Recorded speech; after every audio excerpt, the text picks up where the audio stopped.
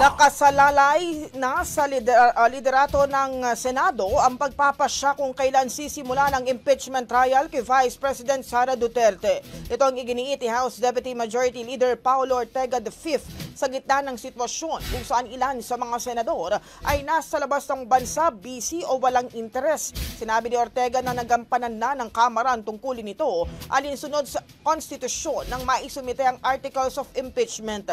Itinuturing ito na leadership call ang pagpapatakbo sa proseso at pagsisimula ng paglilitis at nasa mga senador na ang diskarte. Punto ni Ortega, marami ng legal at personal opinion ang nailabas, ngunit sa huling malinaw na responsibilidad na ng Senado ang pagpapatawag ng caucus o anumang bahagi ng proseso na may kinalaman sa impeachment. Dagdag naman ni Manila Representative Joel Chua, ang saligang batas ay nagsisilbing boses ng mamamayan at ang direktiba para sa paglilitis ay nagmumula sa kanila. Ang bahaging ito ay hatid sa atin ng Guard C Plus with Zinc Capsule. Always protektado ang kalusugan.